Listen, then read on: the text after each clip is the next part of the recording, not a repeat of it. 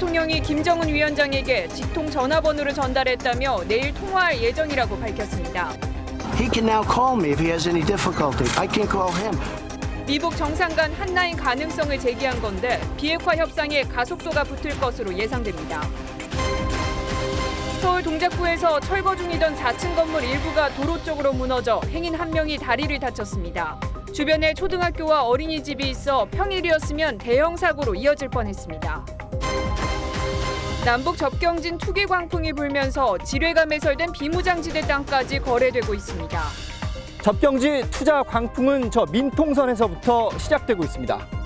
심지어 위성 사진만 보고도 거래가 이뤄지기도 합니다.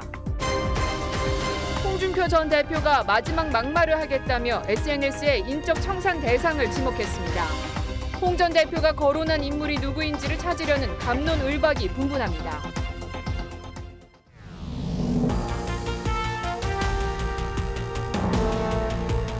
시청자 여러분 안녕하십니까? TV조선 주말 뉴스 7 시작합니다. 트럼프 대통령이 자신의 직통 전화번호를 누구에게? 김정은 위원장에게. 이 전달한 것은 물론 오는 17일 통화도 할 것이라고 밝혔습니다. 청와대는 미북 관계에 중요한 진전이 이뤄질 것이라면서 기대감을 드러냈습니다. 이런 가운데 트럼프 대통령의 깜짝 제안으로 싱가포르 미북 정상회담이 12일보다 하루 앞당겨 열릴 수도 있었던 것으로 전해집니다. 오늘 주말 뉴스7은 핫라인까지 가동되는 미북 정상, 과연 비핵화 대화는 더욱 탄력을 받을 것인지, 왜 트럼프 대통령은 회담을 하루 앞당기려 한 건지 집중해서 살펴보겠습니다. 자, 그럼 먼저 날짜까지 못 박아서 미북의 전화통화에 나선다는 소식, 조덕현 기자입니다. 트럼프 대통령에게 오는 17일 미국 국가기념일인 아버지의 날 무엇 할지 미국 폭스뉴스가 물었습니다. Well, I'm going to speak to people in North Korea, and I'm going to speak to my people who are over in North Korea, and a lot of things are happening. 그러면서 트럼프 대통령은 김정은 위원장과의 직접 통화 가능성을 언급했습니다. I gave him a very direct number. He can now call me if he has any difficulty. I can call him. 트럼프 대통령이 당장 내일 통화할 것이라고 로이터 통신은 전했습니다. 트럼프 대통령은 또 한미 연합훈련 중단은 자신이 제안했다고 말했습니다. That was my offer. I call them war games. I hated them from the day I came in. I said, why aren't we being reimbursed? 트럼프 대통령은 앞서 김정은과 회담 직후인 지난 13일 더 이상 북한으로부터의 핵 위협은 없다고 했습니다. 그러나 트럼프 대통령이 주한 미국 대사로 지명한 해리 해리스 지명자는 미 상원 인사청문회에서 북한이 여전히 핵 위협 국가인가란 질문에 그에 관한 우려를 계속해야 한다고 말했습니다. TV조선 조덕현입니다. 트럼프 미국 대통령은 6.12 미북 정상회담을 위해서 이틀 전인 10일 싱가포르에 도착을 했습니다. 회담까지 다음 날 하루가 비어 있었죠. 그런데 갑자기 회담 날짜를 11일로 하루 앞당기려 했던 것으로 전해졌습니다. 워싱턴 포스트가 전한 미북 회담의 막전 막후, 장영욱 기자가 전해드립니다. 트럼프 대통령은 지난 10일 밤 싱가포르에 도착했습니다. 김정은 위원장도 그날 오후 이미 싱가포르에 도착했습니다. 이에 트럼프 대통령은 참모들에게 다 여기에 있는데 회담 날짜를 하루 앞당겨라고 지시했다고 워싱턴 포스트가 소식통 2명을 인용해 보도했습니다. 워싱턴 포스트는 북미 간 실무회담에서 긴장감이 가시지 않은 데다 대통령이 참을성 없는 주문을 하면서 참모들 사이에선 이러다 정상회담 자체가 위험해지는 것 아니냐는 두려움이 엄습한 상태였다고 전했습니다. 결국 폼페이오 국무장관과 세라 샌더스 백악관 대변인이 남은 하루인 11일을 회담 준비에 써야 하고 회담 날짜를 당기면 미국 시간으로 일요일 저녁에 회담이 진행돼 TV 중계에 차질을 빚을 수 있다는 이유를 들어 원안대로 12일에 회담을 열도록 설득했다고 신문은 전했습니다. 워싱턴 포스트는 트럼프 대통령이 북한의 터프한 경호원에 관심을 보였다고 보도했습니다. 또 트럼프 대통령이 사석에서 북한의 수익성 좋은 사업을 투자할 만한 부동산 개발업자나 사업 제안을 주선할 수 있다는 뜻도 내비쳤는데 김정은의 직접 아이디어를 전달했는지는 확실치 않다고 전했습니다. TV조선 장용욱입니다. 대통령 직속 통일정책자문기관인 민주평화통일자문회의의 기관지에 천안함 폭침 사건을 재조사해서 북한이 누명을 썼다면 남측이 사과해야 한다는 주장이 게재됐습니다. 남남 갈등을 부추기는 글에 불과하다는 비판이 내부에서도 나옵니다. 윤우리 기자가 보도합니다. 민주평화통일자문회의는 문재인 대통령이 의장인 헌법기관입니다. 첫 전체 회의를 문재인 대통령이 주재했습니다. 정부는 우리가 한반도 문제의 주인임을 분명히 했습니다. 민주평통의 기관지인 통일시대가 천안함 재조사를 언급한 글을 실었습니다. 천안함 사건의 진실을 규명하고 만일 그 결과 북한의 엉뚱한 누명을 씌운 것이 밝혀지면 남측은 북측에 공식적으로 사과해야 한다고 주장했습니다. 건국대 정치외교학과 윤태룡 교수가 쓴 글입니다. 윤 교수는 북한 자신도 이례적으로 유감을 표명하며 사실상 사과한 목함 지뢰 도발에 대해서도 남한 정부의 거짓말도 완전히 배제할 수 없다는 칼럼을 쓴 적이 있습니다. 터무니없는 주장에 민주평통 내부에서도 비판의 목소리가 나옵니다. 엄연히 북한의 소양으로 밝혀졌는데 그걸 뭐 다시 조사를 괜히 남남 갈등을 더 부추기는 것밖에 안 되는 거죠. 해당 글에 대한 입장을 듣기 위해 윤 교수의 연락을 시도했지만 닿지 않았습니다. TV조선 윤을입니다. 자유한국당 홍준표 전 대표가 마지막으로 막말을 한 번 더 하겠다며 당내 일부 국회의원을 청산하지 못한 걸 가장 후회한다는 글을 남겼습니다. 당사자로 거론되는 듯한 의원들은 마지막까지 무책임하고 적절치 않은 발언을 했다고 불만스러운 표정입니다. 백대우 기자의 보도입니다. 자유한국당 홍준표 전 대표가 마지막 막말이라면서 인적 청산 대상을 거론했습니다. 혁신의 본질은 인적 청산인데 소속 의원 3분의 2 이상 동의해야 제명할 수가 있다면서 지난 1년간 속이 끓었다고 썼습니다.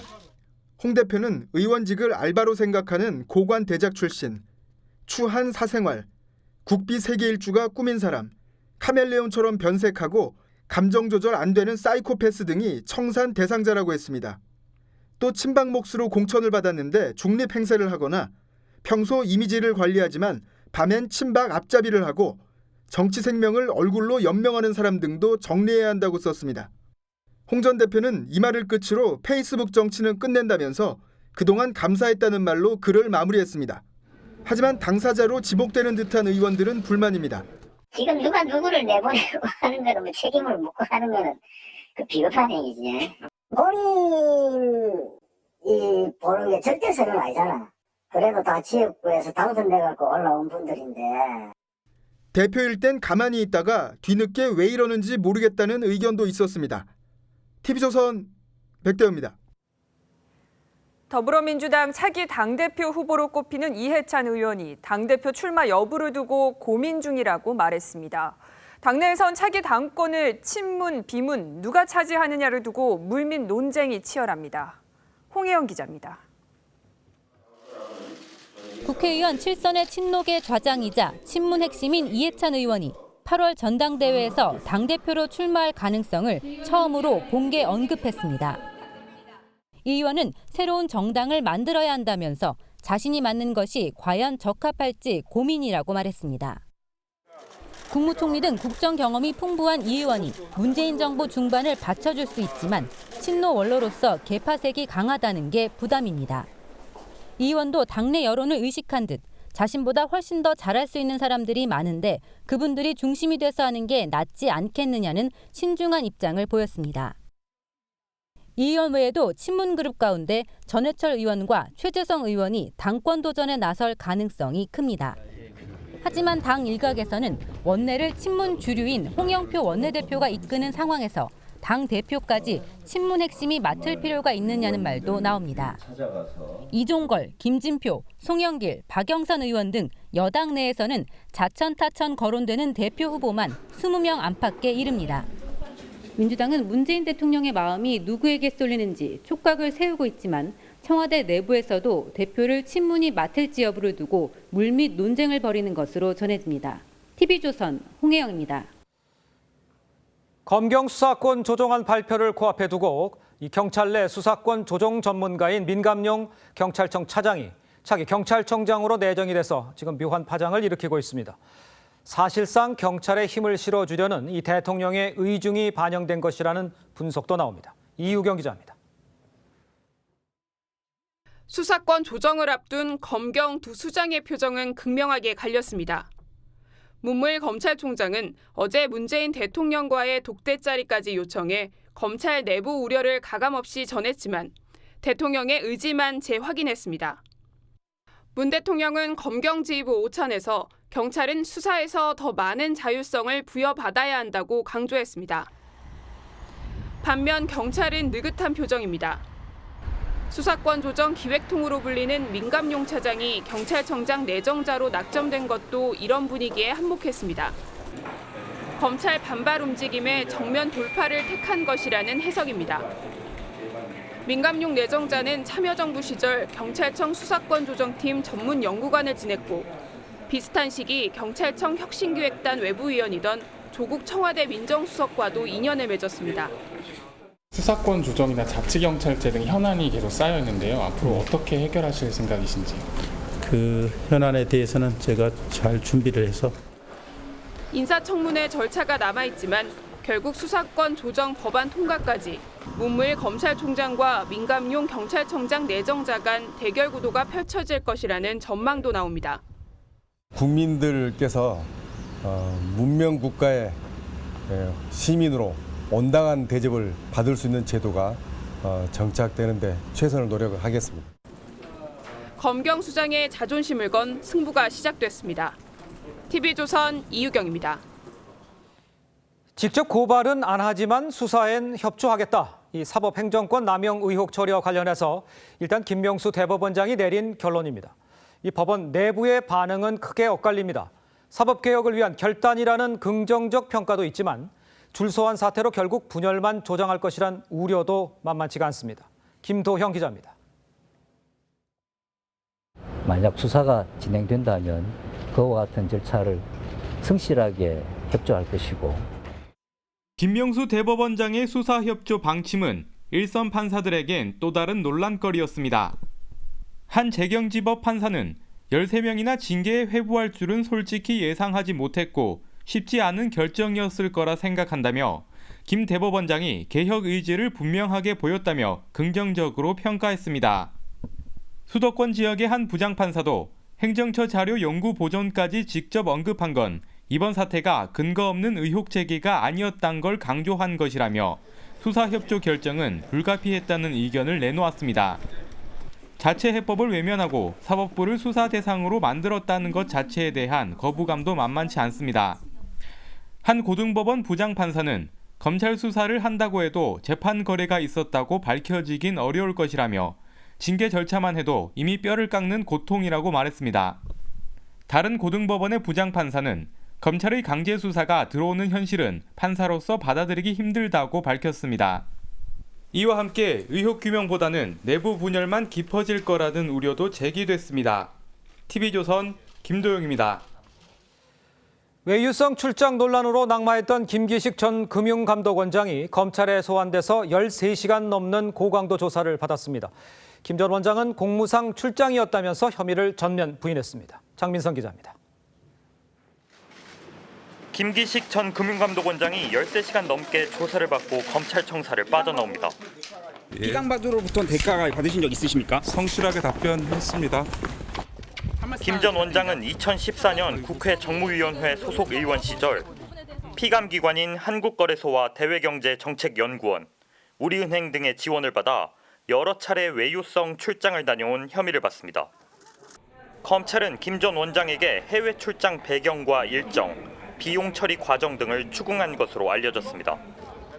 특히 김 전 원장이 출장비를 지원받는 대가로 피감기관의 편의를 봐준 사실이 있는지 집중 조사했습니다. 김 전 원장은 정당한 공무상 출장이었고 대가성은 없었다며 혐의를 강하게 부인한 것으로 전해집니다. 하지만 검찰은 한국거래소 등 피감기관 압수수색을 통해 확보한 회계자료와 내부문서, 이들 기관 직원들의 진술, 출장비 지출 내역 등을 토대로 김 전 원장 진술의 신빙성을 따져보고 있습니다. 검찰은 김 전 원장과 피감기관 사이의 대가성 여부나 직무 관련성 등을 따져본 뒤 사법 처리 여부를 결정할 방침입니다. TV조선 장민성입니다.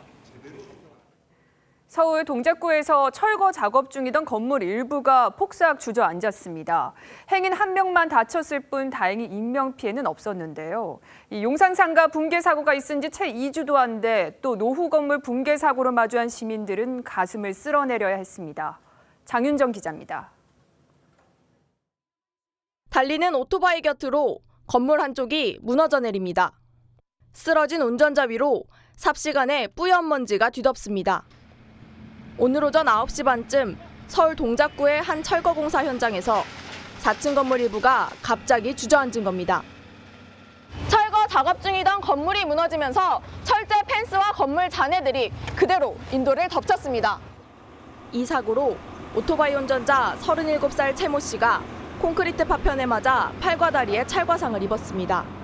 싸 소리가 나서 밖에 나가 보니까 하늘이 그냥 뿌연 머리 그리고 오토바이도 한 대 누워 있었고 현장 근로자 5명은 매몰 사고 없이 무사히 대피했습니다. 경찰과 소방당국은 굴삭기로 건물을 부수는 작업을 하던 중 건물이 무너져 내렸다는 목격자 진술을 토대로 정확한 사고 원인을 조사하고 있습니다. TV조선 장윤정입니다. 오늘부터 이틀간 전국 27곳에서 우체국 택배로 라돈 침대 매트리스 수거에 돌입했습니다. 폐암 유발 공포로 내놓은 주민이나 수거하는 집배원 모두 방진 마스크는 물론 방사선 노출 검사까지 받는 등 불안해하는 모습이었습니다. 성민혁 기자가 수거 현장을 다녀왔습니다. 장갑에 마스크까지 쓴 집배원들이 조심스레 매트리스로 다가갑니다. 밀봉한 비닐이 뜯겨질세라 긴장감이 감돕니다. 우체국엔 각 아파트 단지에서 수거한 매트리스가 이렇게 쌓여 있습니다. 매트리스는 대형 차량에 옮겨져 거점 집화 장소인 평택항으로 보내집니다. 오늘과 내일 이틀 동안 전국 27곳에서 수거할 예정인 매트리스는 2만 4천 개. 우체국 직원 3만 명과 차 3,200대가 동원됐습니다. 우정사업본부는 방사선 노출 검사 등으로 작업 안전에 문제가 없다는 입장이지만 그래서 작업한 데에 대해서 저는 측정을 해서 다 기록을 남길 거다. 그래서 혹시라도 이상이 그러면 원안위 쪽으로 협조를 구해서 정밀 진단을 합니다. 작업에 동원된 집배원의 불안감은 가시지 않습니다. 암도 발생한다는 그런 보도도 있고 하다 보니까 그냥 찝찝한 거는 있죠. 뭐 조금 불안하더라도 그 교육을 받았으니까 상관이 없겠다. 수거 현장 주민도 불안하긴 마찬가지입니다. 주민들은 보상받는 게 중요한 게 아니고 빨리 가져가는 게 중요하다고. 총리실 주도로 수거된 라돈 매트리스는 야적장에 집결된 뒤 순차적으로 폐기될 예정입니다. TV조선 성민혁입니다. 남북 관계 개선에 대한 기대감 때문일까요? 접경지에 투기 광풍이 몰아치고 있습니다. 지뢰가 매설된 비무장지대의 땅까지 거래되고 있는데요. 가보지도 않고 위성 사진만 보고 살 땅을 찍는다고 합니다. 지선호 기자가 다녀왔습니다. 강을 따라 설치된 철조망. 허가받은 민간인만 드나들 수 있습니다. 최근 외지인들의 출입이 늘었습니다. 어떤 아저씨가 와서 아유 뭐 다시 좋은데 뭐 좋게 생겼네 어쩌네 이 얘기는 하더라고요. 남북 관계가 더 좋아지면 1순위로 개발될 거란 기대감 때문입니다. 저 뒤로 보이는 임진강을 건너면 민간인 통제구역 민통선입니다. 접경지 투자 광풍은 저 민통선에서부터 시작되고 있습니다. 3.3 제곱미터당 10만 원대였던 민통선 안의 논과 밭은 지금은 30만 원이 넘었습니다. 나오는 족족 보지도 않고 팔립니다. 현장을 갈 겨를도 없이 지본만 보고 아니면 미성지대만 보고 거래하는 형국이 되고 있습니다. 비무장지대 지뢰밭도 살 사람이 줄을 섰습니다. 거기조차도 땅이 없어요. 지대가 시지율 평당 10만 원이 올라왔기 때문에 지난 4월 파주 땅값은 전국에서 가장 많이 올랐습니다. 거래량도 4,852건으로 10년간 월 평균 거래량의 3배가 넘습니다. 구체적인 개발 계획이 없기 때문에 남북 분위기가 경색되면 낭패를 당할 수도 있습니다. 묻지마식 투자 광풍은 파주에서 시작해 연천과 철원 등으로 번지고 있습니다.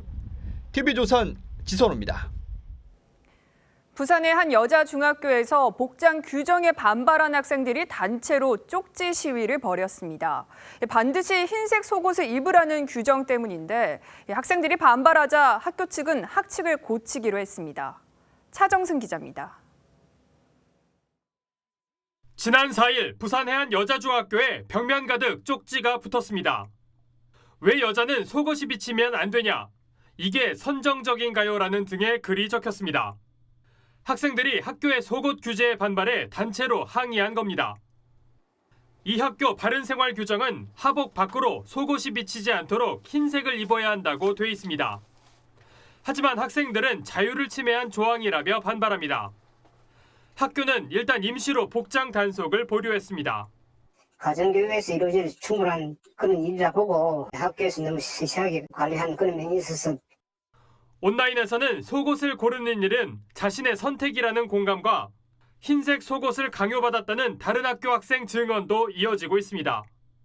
옛날 방식의 그 학칙, 인권을 침해한다든지 시대에 뒤떨어진 이런 거는 위원회에서 조금 수정하도록. 해당 중학교는 오는 25일 학교 운영위원회를 열어 속옷 색깔 규정을 없앨 방침입니다. TV조선 차정승입니다. 어제 한국수력원자력은 긴급 이사회를 열고 월성 1호기 조기 폐쇄를 결정했습니다. 주민들은 찬반이 엇갈리고 있는데요. 정민진 기자가 현장의 목소리를 들어봤습니다. 점심시간 사람들로 붐벼야 할 길거리가 텅 비었습니다. 식당들은 문을 잠그고 영업을 포기했습니다. 월성 1호기 조기 폐쇄 결정에 상인들은 울상입니다. 폐쇄되면요 거의 상관은 거의 다 그거 되죠 다 힘들죠 뭘 먹고 살지. 한수원 사람들 원자로 사람들 보고 있는데. 주민들은 정부가 한마디 논의도 없이 조기 폐쇄를 결정했다며 비판합니다. 설명회 등을 통해서 충분한 의견 수렴을 하겠다고 약속을 하고 가셨고 그럼에도 불구하고 한수원을 통해서 이렇게 원전 지원금 반환도 문제입니다. 한수원은 월성 1호기 수명 연장 대가로 경주 지역에 1,310억 원을 지원했습니다. 하지만 조기 폐쇄 결정으로 아직 지급되지 않은 260억 원은 반환될 가능성이 큽니다. 원전 폐쇄를 환영하는 목소리도 있습니다. 얼마 전에 원전 3호기에서 사고가 났었잖아요. 그러니까 주민들의 안전을 위해서는 오래되고 폐쇄된 1호기는 없어져야 한다고. 한수원은 2015년 월성 1호기의 수명을 10년 연장하면 약 1조 5천억 원의 경제 효과가 발생한다며 수명 연장을 결정했습니다. 그러면서 안정성 강화를 위해 5,600억 원을 추가로 투입했습니다. 하지만 3년도 안 돼 경제성이 없다며 조기 폐쇄를 결정했습니다. TV조선 정민진입니다. 네, 지금 보복 관세로 미중 양국 간의 무역 전쟁이 사실상 재발한 상황인데 시진핑 중국 국가주석이 최신의 핵 잠수함에 올라서 함내를 지찰을 했습니다. 승조원들에게는 싸워 이기는 능력을 강화하라고 당부를 했습니다. 이른바 G2의 힘겨루기가 계속되는 모양새입니다. 고서정 기자입니다. 시진핑 주석이 핵잠수함에 올라타자 해군들이 일제히 경례를 합니다. 지난 11일 시진핑 주석이 핵잠수함 093B의 함내를 시찰하며 전력 강화를 당부했습니다. 潜艇这是作为一个国之重器，要大法治，寄希望于你们在这个时期使我们的海军，使我们的潜艇部队。 이 잠수함은 미사일 수직 발사 시스템을 갖췄으며 사거리 최대 540km에 달하는 중거리 순항 미사일을 최대 24발까지 발사 가능한 최신의 핵 잠수함입니다. 미국 항모전단에 큰 위협이 되는 것으로 알려진 이 잠수함은 지난 4월 남중국해 해상 열병식에도 참가했습니다. 시 주석은 직접 핵잠수함 내부를 둘러보며 각종 장비의 성능에 대한 설명을 들었습니다. 시 주석은 이 자리에서 강건한 역량을 길러 싸워 이기는 능력을 한층 강화해야 한다고 강조했습니다. 중국 CCTV 등은 시 주석의 핵잠수함 시찰 장면을 집중 보도했고 중국군 기간지 해방군보도 시 주석이 칭다오 상하이 협력기구 정상회의 폐막 다음 날 산둥성 일대 해군을 둘러보고 잠수함 기지를 방문했다고 전했습니다. TV조선 고서정입니다. 백악관에서 대변인과 기자들 간의 치열한 설전이 벌어졌습니다. 이 양측 간 가끔 설전이 벌어지기도 합니다만 이번에는요, 성경까지 인용해가면서 이 막말에 가까운 발언을 주고받았습니다. 어떤 이야기가 오고 간 건지 직접 들어보시고 함께 생각해 보시겠습니다. 홍영재 기자입니다. 세션스 법무장관의 발언이 논란을 촉발시켰습니다. 지난 14일 불법 이민자 자녀 1,500여 명을 부모로부터 격리 수용한 것을 옹호하며 성경 구절을 인용했는데 이 발언은 백악관 브리핑에서 뜨거운 감자가 된 겁니다. Where does it say in the Bible that it's moral to take children away from their mothers? 법 집행은 성서 정신에 부합한다며 방어에 나선 백악관 대변인. I know it's hard for you to understand, even short sentences, I guess, but please don't take my words out of context. 행정부는 고장난 이민 시스템을 고치려고 노력 중이라는 원론적인 답변을 했다가 비열하다는 역풍을 맞았습니다. You're a parent. Don't you have any empathy for what these people are going through? They have less than you do. I'm trying to be serious, but I'm not going to have you yell out of turn. 대변인과 기자들의 막말에 가까운 설전. 워싱턴 포스트는 백악관 브리핑룸 논쟁이 수습이 힘든 감정 싸움으로 치닫고 있다고 전했습니다. TV조선 홍영재입니다. 네, 지난 3월 76세를 일기로 타계한 영국 물리학자 스티븐 호킹 박사의 유해가 웨스트민스터 사원에 안치가 됐습니다. 물리학자 뉴턴과 진화론의 창시자 다윈의 묘 옆에서 영원히 잠들었습니다. 이유진 기자입니다. 영국 웨스트민스터 사원. 아이작 뉴턴의 묘 앞에 스티븐 호킹 박사의 묘비가 세워졌습니다. 호킹이 이곳에 잠들었다는 문구와 함께 그가 밝혀낸 블랙홀의 비밀인 복사 공식이 새겨졌습니다. 엄숙한 의식에 따라 유해가 담긴 상자가 안치되고 We have entrusted our brother Stephen to God's mercy, and we now commit his mortal remains to the ground. 가족들이 차례로 꽃을 놓습니다. 다윈과 뉴턴의 묘지 사이에 자리한 호킹 박사의 묘. 과학자 중에서 웨스트민스터 사원에 안치된 건 1940년 이후 처음입니다. 영화에서 호킹 박사 역을 맡았던 배우 베네딕트 컴버배치가 성서를 낭독했고 호킹 박사의 음성을 토대로 만들어진 음악이 지구에서 가장 가까운 거리에 있는 블랙홀로 보내졌습니다. Let love be genuine. Hate what is evil. Hold fast to what is good. Love one another with mutual affection. 루게릭병을 앓으면서도 블랙홀에 대한 연구의 끈을 놓지 않던 천재 물리학자는 마침내 블랙홀로 떠났습니다. TV조선 이유진입니다. 자, 트럼프 미국 대통령과 김정은 위원장의 미북 정상회담 과연 어떻게 보았는지 미 전문가의 의견을 들어보는 시간 마련했습니다. 에반스 리비어 전 국무부 부차관보입니다. 안녕하십니까? 네, 안녕하십니까? 반갑습니다. Good to be here. Thank you for joining us, Mr. Livier. Please share your expertise to the Korean audience, please. 좀 전문가적인 식견을 좀 우리 시청자들한테 전달해 주셨으면 좋겠습니다. 첫 번째 질문 드릴게요. 자, 미북 정상회담에 대한 총평을 한마디로 말하자면 어떻습니까? I think we are probably further away from a possible military conflict today, much further away than we were 6 months ago or 7 months ago or a year ago. The bad news is, if you're trying to score points, I don't know that there's been any serious progress towards denuclearization, quite frankly, other than rhetorically.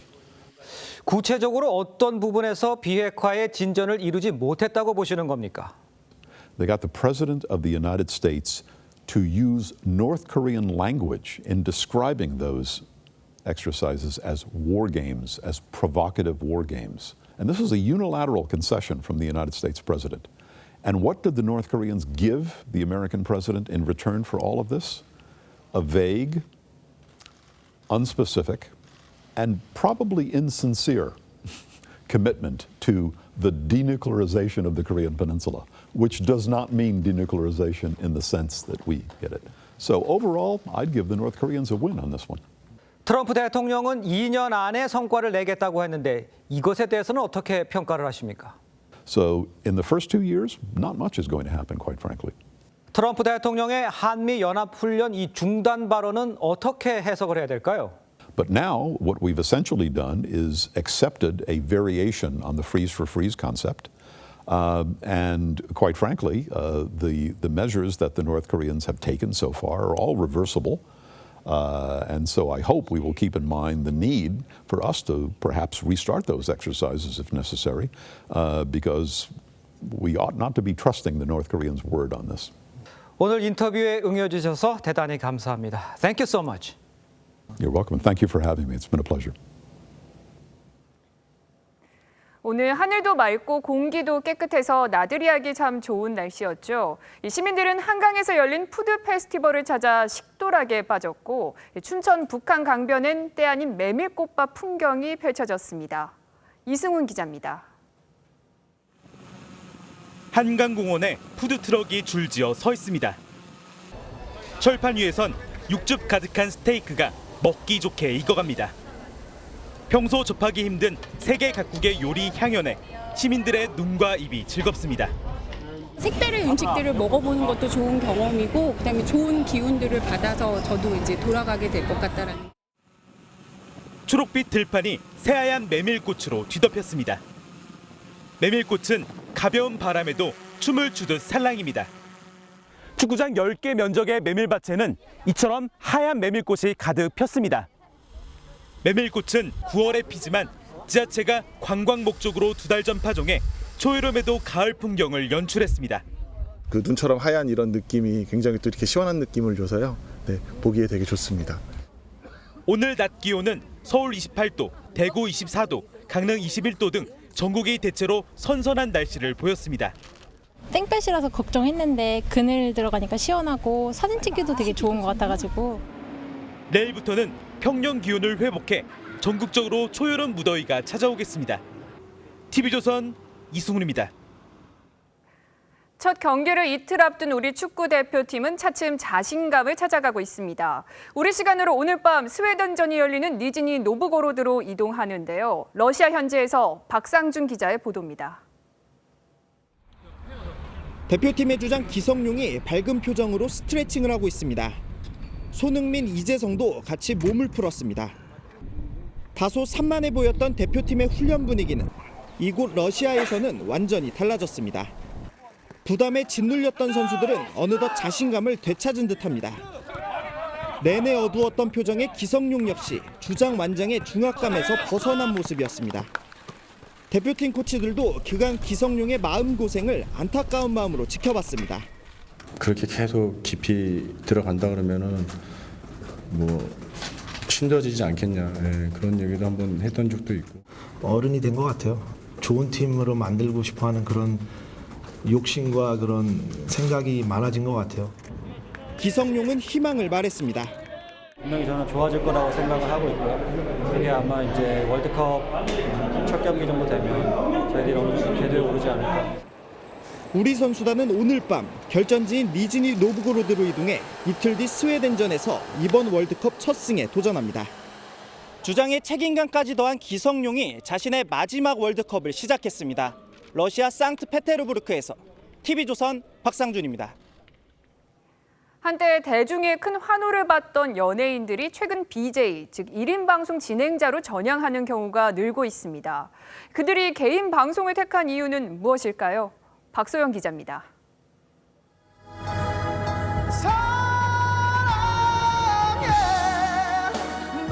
반주기계에 맞춰 노래를 부르는 남자. 엠블랙의 지호입니다. 아이돌 그룹 멤버의 화려함을 접고 개인 방송 BJ의 길로 들어섰습니다. 편의점 음식 먹방에 좀 짤 수 있기 때문에 장은 안 쓰고 워낙 이 반찬들의 간이 잘 돼 있어가지고 그냥 먹도록 하겠습니다. 상황극도 연출합니다. 방송 사흘 만에 3천만 원의 수입을 올렸을 정도로 인기가 좋습니다. 안녕하세요 여러분, 라라입니다. 미다리 김성은은 BJ계에선 라라로 통합니다. 주요 일과는 상품 리뷰입니다. 화장품부터 성형수술 비교 분석까지 분야도 가리지 않습니다. 윤곽 수술에 대해서 리뷰를 좀 해주시면 안 될까요? 라고 이제 댓글을 달아주셨던 구독자분이 계세요. 안정적인 수입을 이유로 소속사에서 개인 방송을 권했습니다. 안녕하세요, 강은비입니다. 얼짱 강은비는 친구와 술 마시는 모습을 생중계하거나 연예계 활동 당시 동료에게 배신당한 이야기를 털어놓기도 합니다. 스포트라이트는 예전만 못하지만 하고 싶은 것을 할 수 있는 지금이 훨씬 자유롭다고 말합니다. 내 방송 잘 될 때 이렇게 보질 않잖아, 사람들은. 얘가 언제 시청자가 많고 언제 뭐 하고 뭐 기획사들은 그런 거를 생각을 안 한단 말이야. 연예인들의 합류로 BJ의 영향력도 커지고 있습니다. TV조선 박소영입니다. 네, 놓치면 아쉬운 더하기 뉴스 시간입니다. 오늘은 정치부 박지호 기자 나와 있습니다. 안녕하세요. 안녕하세요. 네, 반갑습니다. 더하기 뉴스 첫 번째 키워드 보겠습니다. 사이설 부인, 누구에 관한 이야기입니까? 장하성 청와대 정책실장 얘기입니다. 예. 5월 취업자 수 증가폭이 8년여 만에 최소치인 7만 2천 명으로 확 떨어졌죠. 네. 일자리를 관장하는 두 사람, 장하성 청와대 정책실장과 김동연 경제부총리 사이에 정책 추진 또 원인, 진단을 두고 서로 다른 목소리를 낸다 이런 우려도 있었습니다. 그 와중에 장하성 실장이 사의를 표했다는 보도가 나온 겁니다. 네. 경향신문 보도인데요. 교수 임기 1년을 앞두고 학교에서 정리하고 싶다는 뜻에 따라 학교로 돌아가기로 했다는 겁니다. 하지만 장 실장은 펄쩍 뛰었습니다. 촛불이 명령한 정의로운 대한민국, 정의로운 경제를 이뤄낼 때까지 대통령과 함께 할 것이다. 이렇게 즉각 해명을 했는데요. 그러면서 시간이 걸리겠지만 소득주도 성장, 혁신 성장, 공정 경제 성과를 반드시 이뤄내 국민의 삶 속에서 함께 잘 사는 세상이 실현되도록 최선을 다하겠다. 이렇게 말을 했습니다. 네. 청와대도 전혀 사실무근이라면서 확인 없이 보도됐다. 이렇게 반박했습니다. 그렇군요. 자, 두 번째 키워드 보겠습니다. 후원금 세도. 여배우 김부선 씨인데 후원금이 많이 모이는 모양이에요. 네, 그런 소식입니다. 네. 배우 김부선 씨를 응원하는 사람들이 2천만 원의 후원금을 김 씨에게 전달했다. 이런 소식입니다. 김 씨를 후원하는 사람들 중에 한 명인 전 병원 이사장 이창윤 씨가 페이스북에 이 같은 사실을 올렸습니다. 그렇군요. 김부선 씨는 선거가 끝난 직후 개인 페이스북에 나는 거짓말쟁이가 아니라는 것을 밝히고 싶었고 품격 있는 사람이 정치인이 되길 바랄 뿐이라는 글을 남겨 스캔들 논쟁을 그만두려는 것 아니냐 이런 추측을 나왔는데요. 그 와중에 후원금이 전달이 된 겁니다. 네. 후원금 모금은 논란의 해경궁 김씨 의혹을 정리한 사이트 해경궁닷컴 등이 주도한 것으로 보입니다. 네. 이 사이트에는 후원과 관련한 내용도 있었고요. 김 씨를 응원하는 이용자들의 글도 올라와 있었습니다. 한편 이재명 당선인은 페이스북에서 대권 도전과 관련한 입장을 밝혔습니다. 저보고 뭐 다음 대선 어쩌고 뭐 이런 얘기 물어봐서 저도 한번 진지하게 생각해보죠. 자꾸 물으니까. 그거 제가 하고 싶다고 됩니까? 그건 안 됩니다. 결국 국민들이 그때 봐서 선택할 테고요. 네, 도지사 도전이 대권으로 가기 위한 한 중간 단계 아니냐 이런 시선에 대한 설명이었는데요. 네. 현재는 도지사 재선을 하고 싶다 이렇게 말을 했습니다. 그렇군요. 좀 지켜보죠, 뭐. 자, 마지막 키워드 보겠습니다. 공포의 롤러코스터. 뭐 사고가 있었던 것 같은데 어디에서 일어난 이야기입니까? 미국입니다. 네. 미국 플로리다의 한 놀이공원에서 롤러코스터가 탈선해서 6명이 다쳤습니다. 플로리다의 유명한 데이토나 비치의 한 놀이공원에서 일어난 사고인데요. 2명씩 타는 미니 롤러코스터가 레일에서 탈선하면서 첫 번째 객차가 레일에 거꾸로 매달린 겁니다. 목격자들은 여기서 2명이 떨어졌다고 전했습니다. 경찰 당국은 탈선이 왜 일어났는지 수사하고 있습니다. 그렇군요. 지금까지 박지호 기자였습니다. 수고했습니다.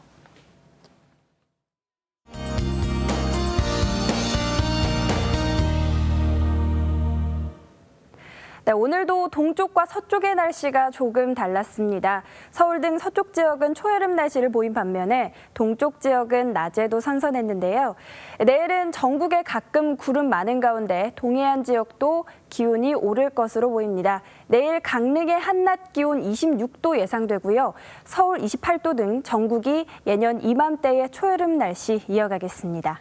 내일 미세먼지 농도 보통 수준 보이겠지만 자외선 지수와 오존 농도 모두 높을 것으로 보여서 주의하셔야겠습니다. 내일 아침까지는 내륙을 중심으로 안개가 짙게 끼는 곳이 있겠습니다. 내일 아침 기온은 서울이 19도, 대구 15도, 울산 14도 등 오늘과 비슷하겠고요. 낮 최고 기온은 서울, 청주 28도, 대구 29도, 울산 25도 등 동해안 지역은 오늘보다 기온이 높겠습니다. 돌아오는 한 주는 대체로 맑겠고 초여름 날씨 이어지겠습니다. 날씨였습니다. 청년 실업률이 10.5%로 2000년 통계 작성 이후에 최악이라고 합니다. 이 사실상 청년 4명 중 1명꼴로 실업 상태라고 봐야 합니다. 경제부총리까지 충격적이란 말이 나올 지경인 정부의 일자리 정책. 이제라도 이런 현실을 직시하는 것이 해법 마련의 출발점일 겁니다. 이상으로 TV조선 뉴스7 마칩니다. 네, 저희는 내일 다시 찾아뵙겠습니다. 시청해주신 여러분 고맙습니다.